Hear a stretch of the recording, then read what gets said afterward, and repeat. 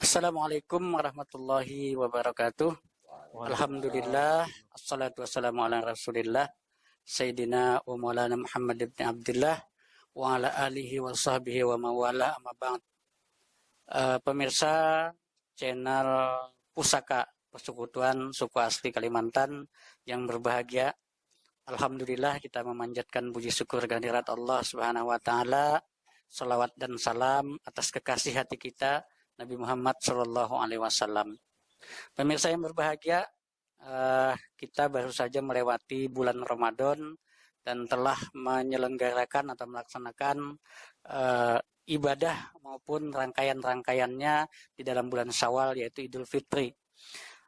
Kita bersyukur kepada Allah karena pada Idul Fitri maupun Ramadan tahun ini 1444 Hijriah ini kita sudah bisa menyelenggarakannya dengan cara yang normal, artinya sebagaimana sebelum pandemi berlangsung di dunia ini. Nah, ini merupakan nikmat Allah yang sangat besar yang patut untuk kita syukuri, sebab banyak sudah para ahli, para ilmuwan yang memprediksikan, meramalkan bahkan bahwa pandemi tidak akan pernah berakhir. Sampai-sampai ada istilah kita hidup di new normal katanya. Artinya kita dengan pola kehidupan yang baru. Karena kita konon akan terus saja berdampingan dengan wabah pandemi ini. Tapi alhamdulillah berkat kebesaran Allah Subhanahu wa taala, kasih sayang Allah kepada kita semua, tahun ini ternyata pandemi betul-betul sudah berakhir dan kita sudah bisa melaksanakan berbagai macam kegiatan, termasuk kegiatan ekonomi secara lancar. Namun pemirsa yang dirahmati oleh Allah Subhanahu wa taala, tidak bisa kita pungkiri bahwa 3 tahun lebih pandemi menerpa dunia ini, termasuk Indonesia, bahkan Kalimantan, itu cukup banyak ya menghasilkan kemiskinan. Bahkan orang-orang yang usahanya besar sekalipun tidak sedikit yang terpaksa gulung tikar karena pengaruh pandemi yang sedemikian dahsyat. Bahkan konon di luar negeri sana ada negara yang sampai bangkrut gara-gara pandemi ini. Nah, tentunya kondisi seperti ini menjadi tantangan tersendiri bagi kita umat Islam maupun umat lain lah di dunia ini yang memiliki kepedulian terhadap sesama. Kita tidak bisa memungkiri bahwa di balik kemewahan yang ada pada sebagian kita, lebih banyak kemiskinan dan penderitaan yang dirasakan oleh sebagian yang lain.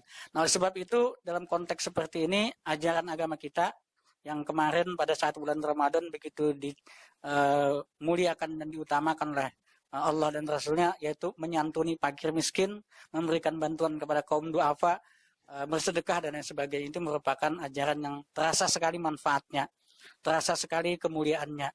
Berapa banyak saudara-saudara kita yang terbantu dengan bantuan-bantuan gara-gara atau akibat kedermawanan sebagian orang-orang lain yang masih memiliki kemampuan untuk menyalurkan harta yang dianugerahkan oleh Allah kepadanya kepada orang lain.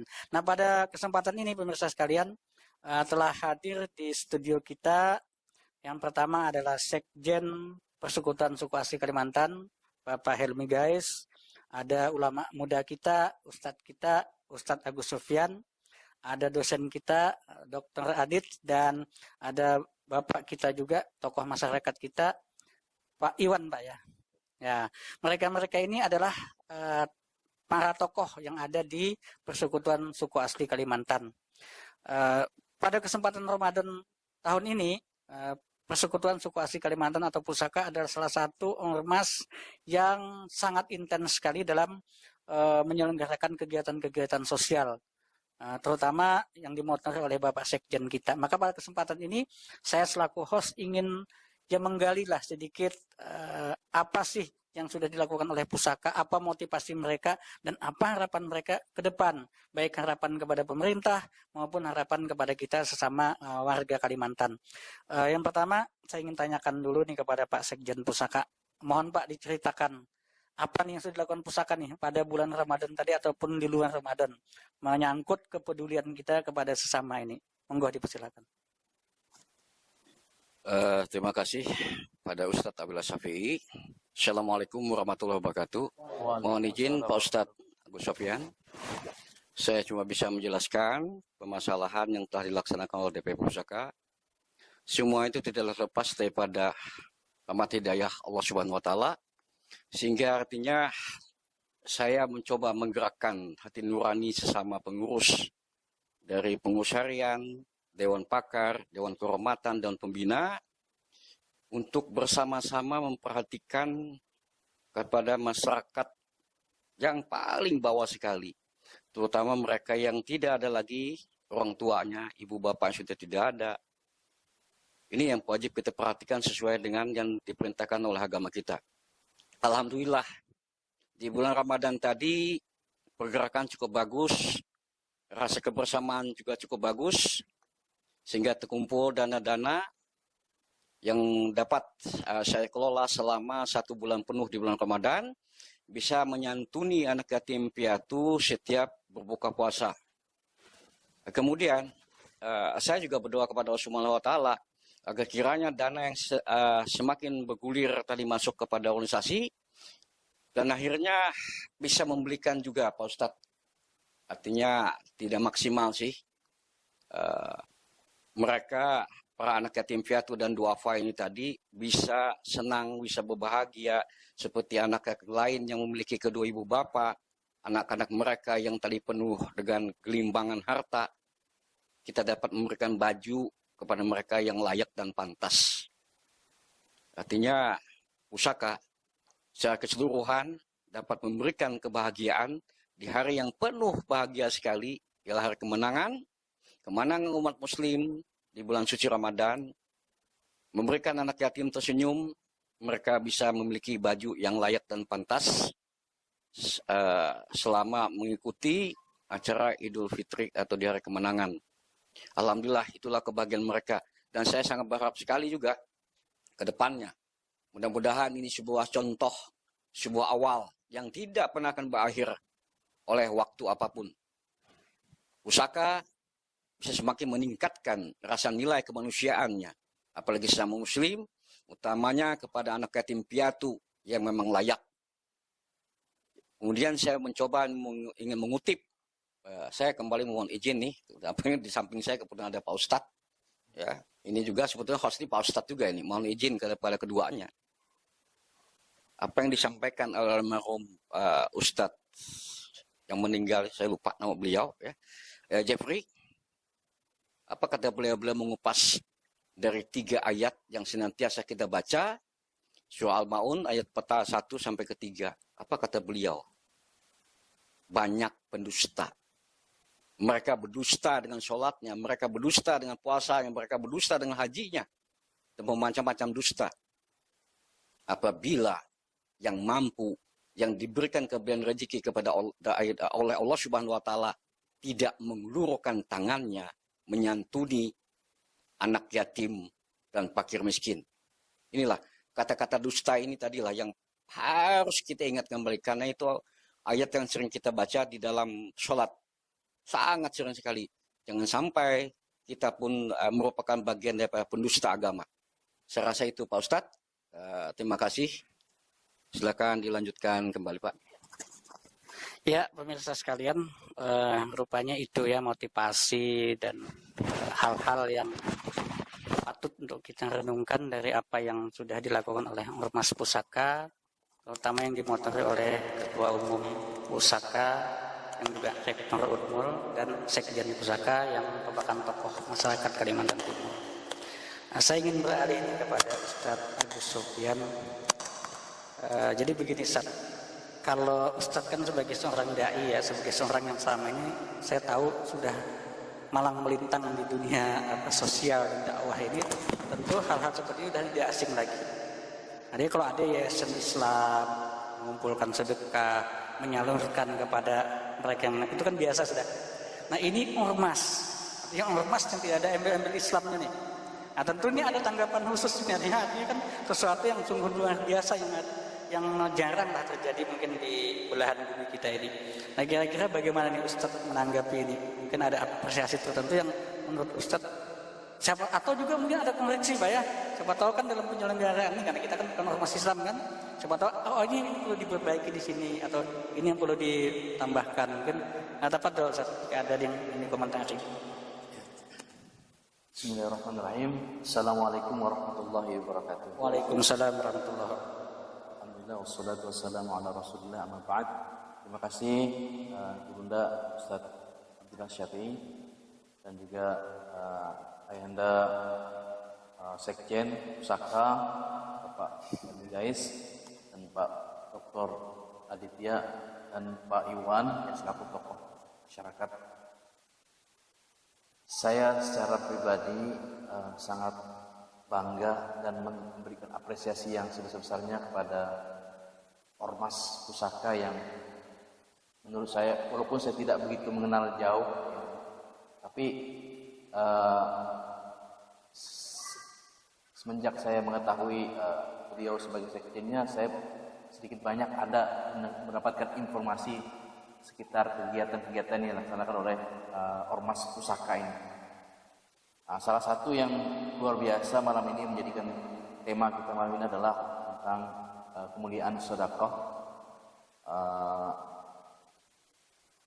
Jadi agama kita ini agama kasih. Mungkin ada agama saudara-saudara kita yang lain lebih dikenal sebagai agama kasih. Agama kita jauh agama kasih. Itu kasih sayang sesama manusia. Beliau sudah mengutip dari surah Al-Maun, "Ara'aital ladzi yukadzibu biddin?" Tahukah kamu orang yang mendustakan agama itu? Mungkin orang berpikir yang mendustakan agama itu adalah yang kafir, yang murtad dan sebagainya. Ya, ternyata orang yang mendustakan agama itu adalah orang yang tidak memberikan anjuran untuk memberi makan bagi fakir miskin, orang yatim dan sebagainya. Jadi sebuah suatu keunggulan menurut saya pribadi ormas yang mana kita ini bukan ormas Islam tapi menghimpun semua ya suku, bangsa, agama kan karena pada prinsipnya adalah kita fastabiqul khairat, berlomba-lomba dalam kebaikan.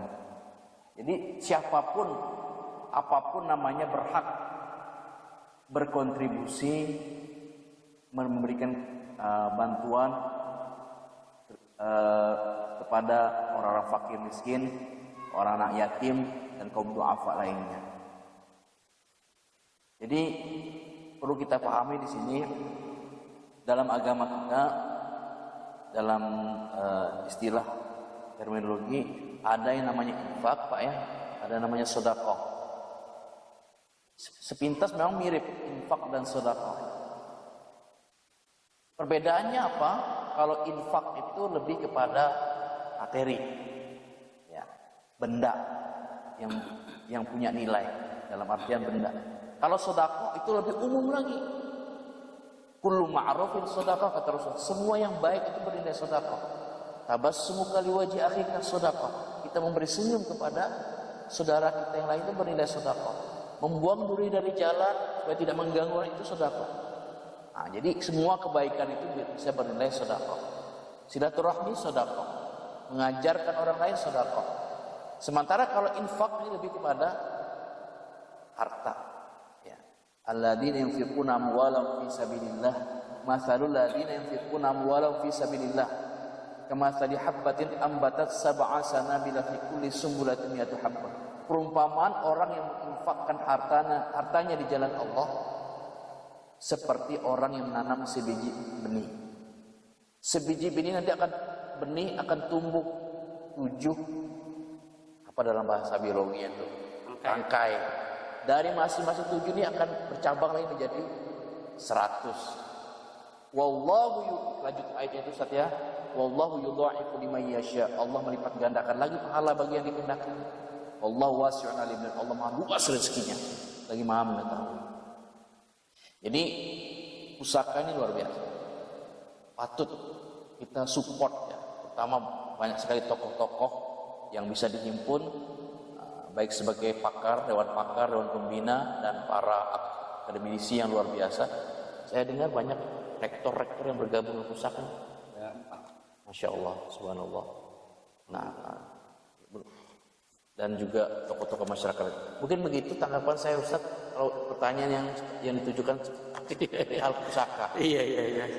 Ya, alhamdulillah. Makasih Ustaz. Jazakallah khair.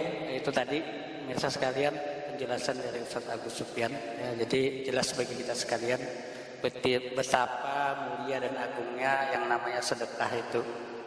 Ya walaupun Ustadz tadi sudah merincikan lah apa itu sedekah, apa itu infak, itu merupakan ilmu bagi kita supaya kita paham semua itu secara definisi. Ya walaupun mungkin bagi orang awam ya sama aja lah sedekah, memberi orang sedekah. Tapi itulah saya yang dilakukan Allah Subhanahu Wa Taala. Artinya kebaikan itu bisa tumbuh di mana saja dan bisa dilakukan oleh siapa saja. Tidak serta-merta kami yang mungkin selama ini bergerak di bidang keagamaan pasti lebih mulia daripada orang-orang yang di organisasi umum misalkan. Bisa saja yang justru di organisasi umum inilah kebaikan-kebaikan itu bisa tumbuh berkembang secara tulus. Karena kalau kayak kami kan yang dunia dakwah, perbuatan-perbuatan seperti itu kan sudah jadi rutinitas lah ibaratnya, kan sudah menjadi sesuatu yang dikelola tiap hari. Jadi tidak sesuatu istimewa lagi. Dalam tanda petik artinya itu memang sudah menjadi kewajiban. Tapi ketika ada sekelompok orang atau individu yang melakukan itu dengan betul-betul niat yang tulus, yang tidak disertai fasilitas yang memadai, tapi tetap memperjuangkan itu, maka ini tentu sesuatu yang luar biasa sekali. Dan beribadah kepada Allah itu tentunya adalah hak seluruh umat manusia. Tidak hanya seorang ustadz, tidak hanya seorang santri, tetapi siapapun. Kalau dia masih merasa hamba Allah, ciptaan Allah, dia adalah punya hak untuk mendekatkan dirinya kepada Allah. Nah ini dari akademisi kita ada Bapak dosen Pak Adit.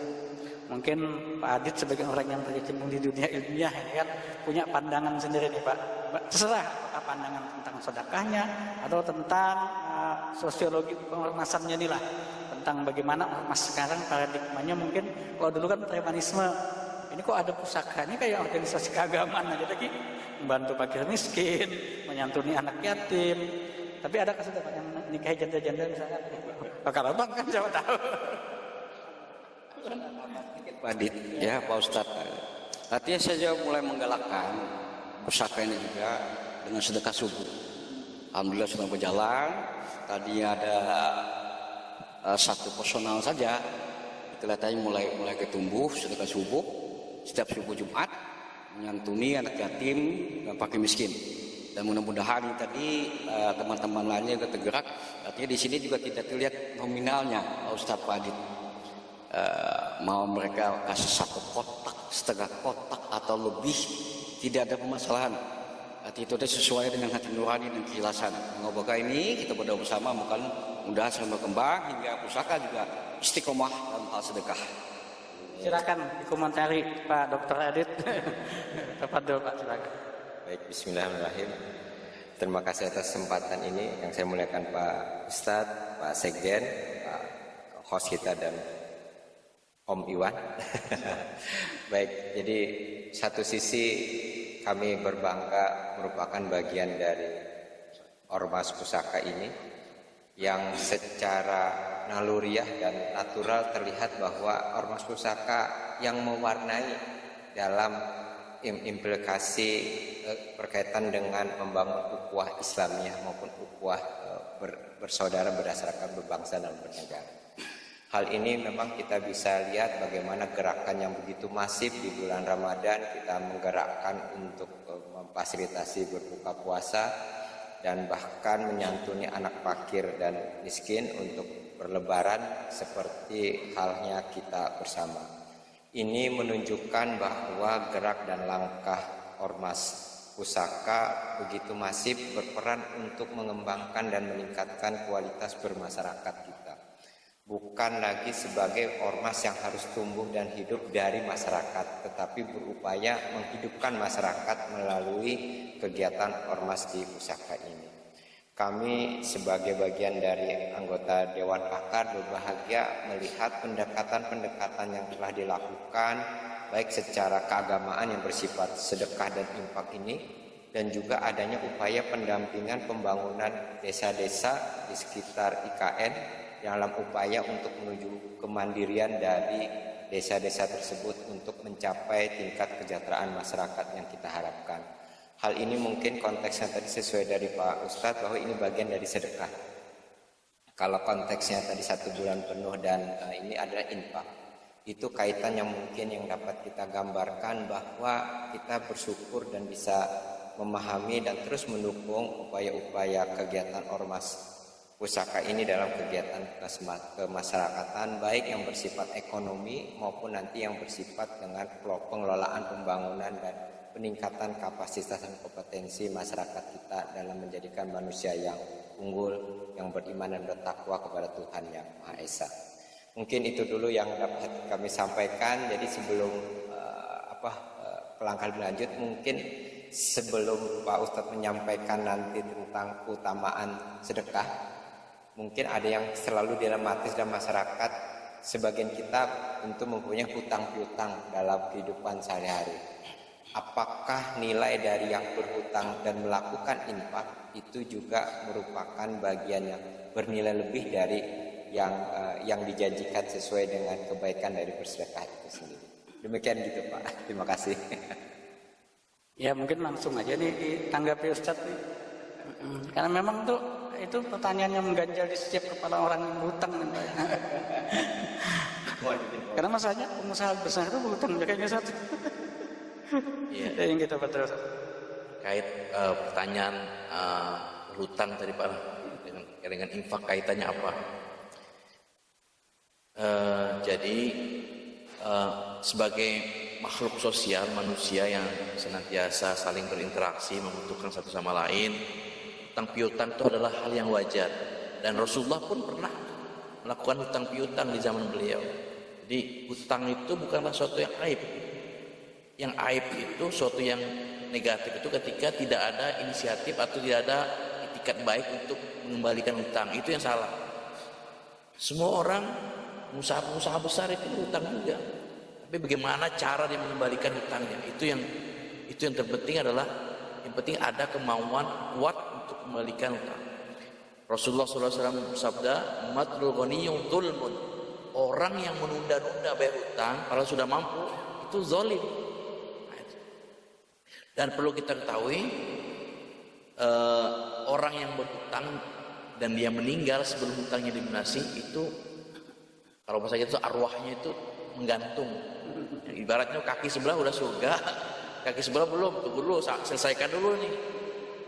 Biasa kan entah apa, tergantung biasa ada yang sebelum sholat jenazah atau setelah sholat jenazah, biasa diumumkan oleh jamaah, bagi yang ada hubungan sangkutan hutang piutang silakan menghubungi ahli waris. Itu tujuannya itu supaya yang meninggal tenang, melepaskan itu.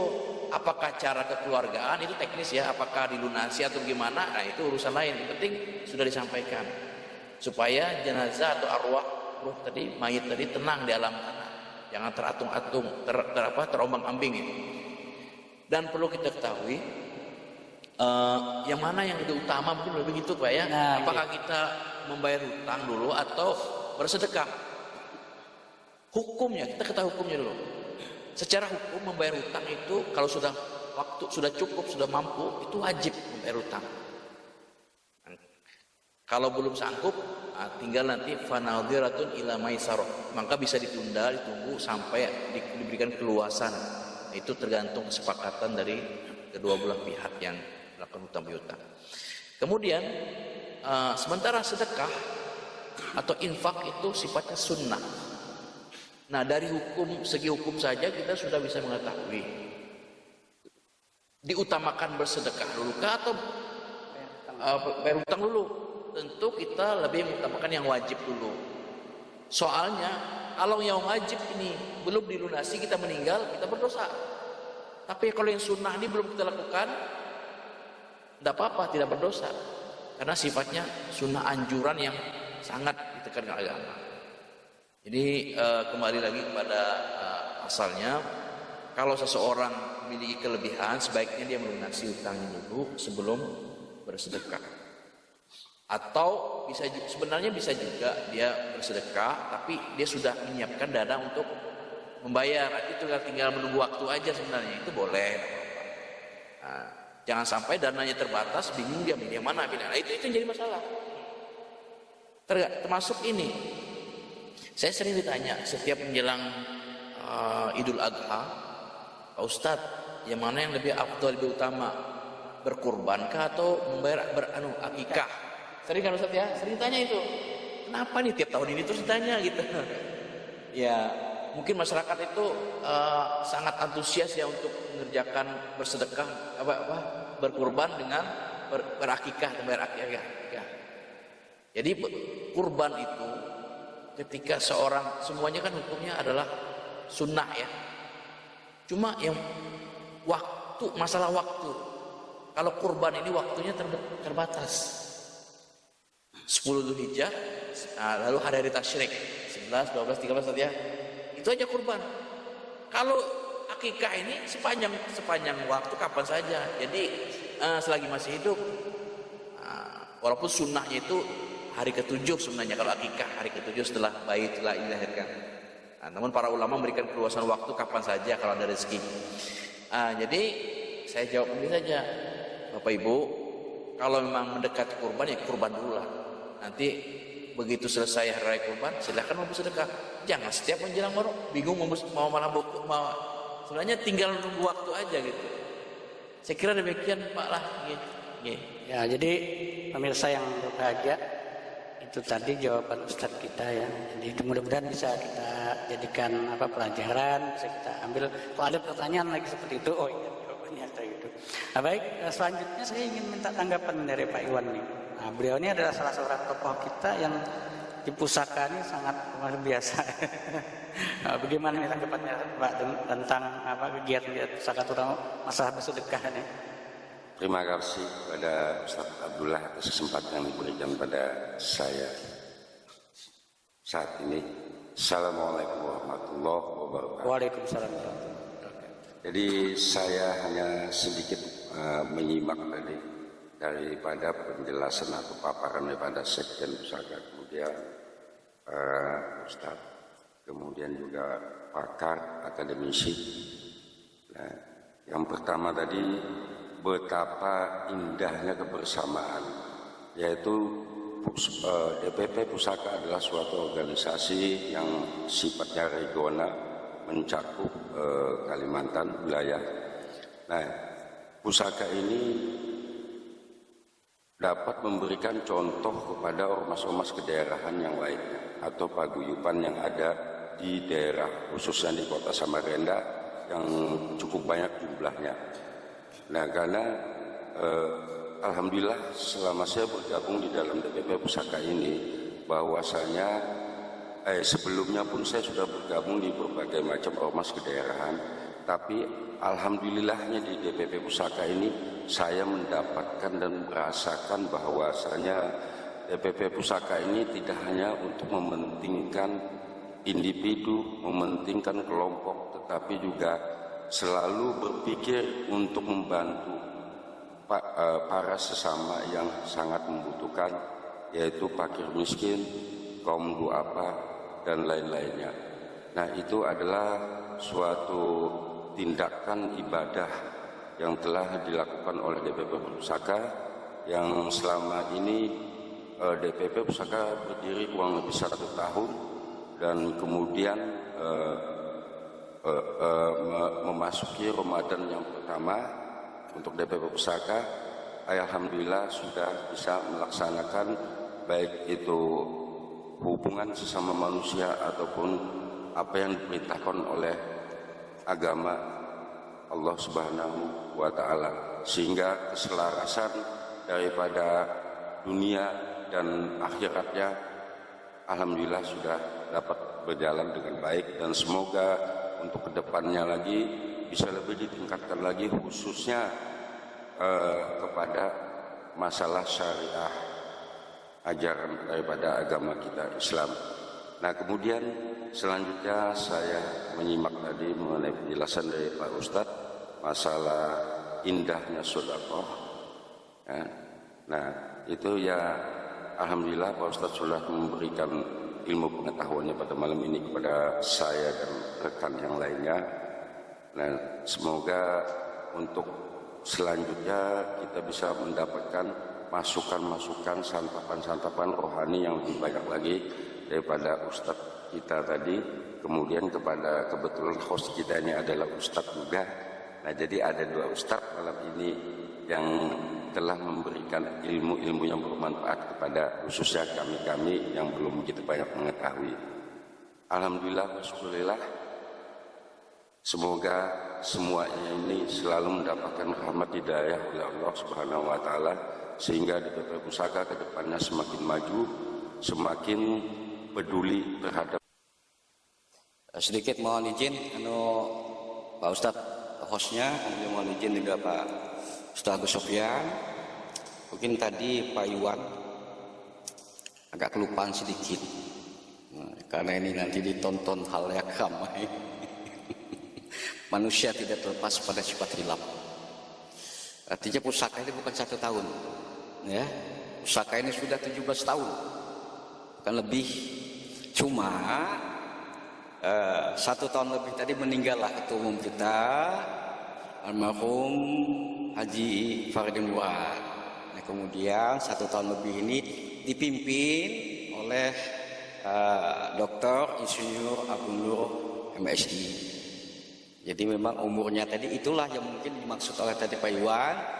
Nah, kepengurusan inilah yang tadi 1 tahun lebih. Alhamdulillah.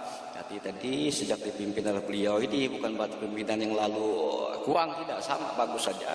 Artinya mengupdate selama dipimpin oleh ketua umum kita yang baru ini, Bapak Dr. Insinyur Haji Abdul Nur. Beliau juga selaku Rektor Unmul. Artinya mengupdate pusaka lebih bergerak lebih pada intelektualitas yang lebih condong dilihatkan. Dan alhamdulillah selama ini juga sudah mulai terlihat Pak Ustadz.